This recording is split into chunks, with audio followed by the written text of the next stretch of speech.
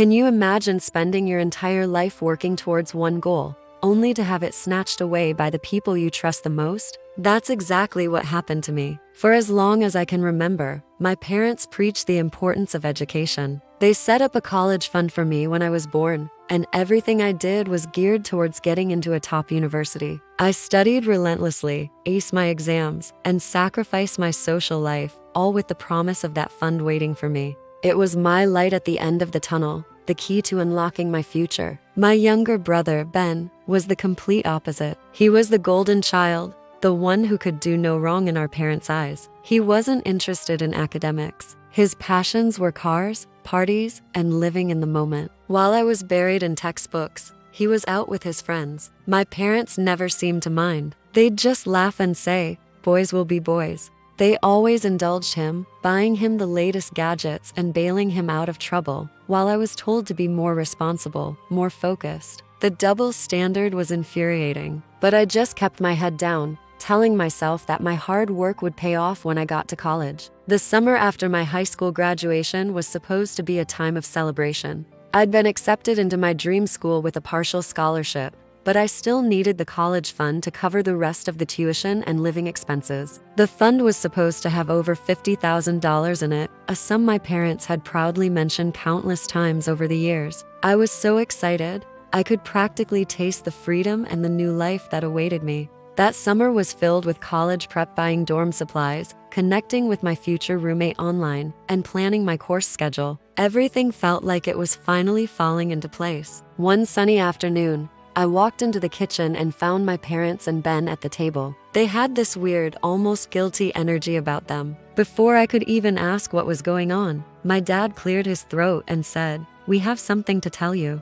I immediately felt a knot of dread in my stomach. He then explained that they had borrowed from my college fund. My heart sank. Borrowed? For what? That's when my mom chimed in, smiling nervously. Ben needed a new car for his job, she said, as if that explained everything. I looked over at Ben, who was staring at his hands, avoiding my gaze. A new car? His job was a part-time gig at a local pizza place. I asked them, my voice trembling, how much they had borrowed. My dad mumbled a number. It was the entire fund, every last cent, gone. For a moment, I couldn't breathe. The world tilted on its axis. All those years of sacrifice, of being the responsible daughter, all for nothing. They had taken my future and handed it to my brother on a silver platter in the form of a shiny new sports car. I looked at my parents, searching for any sign of remorse, but all I saw was justification. Ben really needed it, my mom repeated. You're smart.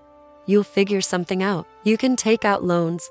Loans? They wanted me to start my adult life buried in debt because they decided my brother's desire for a new car was more important than my entire education. The betrayal was a physical blow. It wasn't just about the money. It was about the fact that they had so casually and completely disregarded my dreams, my hard work, and me. They had chosen him over me in the most devastating way possible. I just looked at them, the three of them, and something inside me snapped. The years of resentment, of feeling like I was second best, all came rushing to the surface. I didn't scream. I didn't cry. I was eerily calm. I simply said, "Okay," and I walked out of the room, went upstairs, and started packing a bag. They didn't follow me. They probably thought I was just being dramatic, that I'd cool off and come back downstairs to talk about student loans. But I wasn't being dramatic. I was done. I packed my essentials, grabbed my car keys, and walked out the front door without a word. I could see Ben's new car gleaming in the driveway,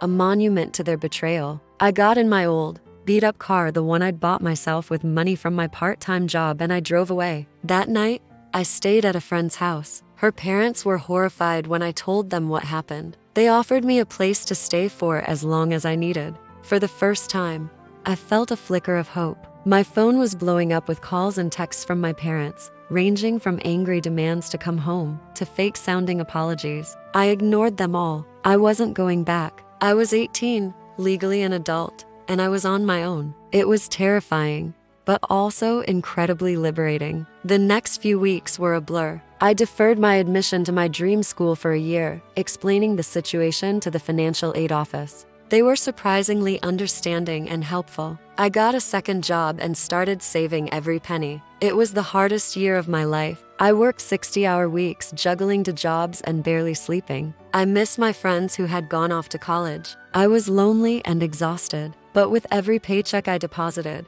I felt a growing sense of pride and independence. I was doing this for myself. I wasn't relying on anyone. Meanwhile, my parents tried everything to get me to come back. They sent relatives to talk to me, promising they'd help me out with loans. The word loan had become a trigger for me. I refused to see them. I told my relatives that the relationship was broken beyond repair. How could I ever trust them again? A year later, I had saved enough to cover my first year of tuition at a more affordable state university, combined with the scholarship I had managed to secure. It wasn't my original dream school, but it was my own achievement. Moving into my dorm was one of the proudest moments of my life. I had earned it, all by myself. I haven't spoken to my parents or my brother since the day I left. They still send occasional messages, especially around holidays, talking about how much they miss me and how family should forgive and forget. But they've never truly apologized. They've never acknowledged the depth of their betrayal. They still think I overreacted.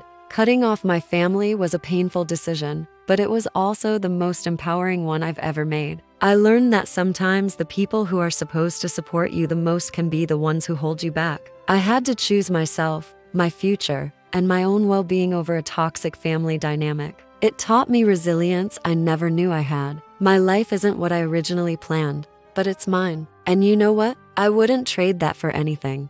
I know there might be people out there in similar situations, feeling trapped or undervalued by their own families. It's an incredibly difficult and painful position to be in. If you're struggling with family issues or feeling overwhelmed, please know that you're not alone, and there are resources available. Talking to a therapist or a trusted counselor can make a world of difference. Your mental health is so important. Thank you for listening to my story. If it resonated with you, I'd love to hear your thoughts in the comments. And if you'd like to hear more stories like this, don't forget to like and subscribe.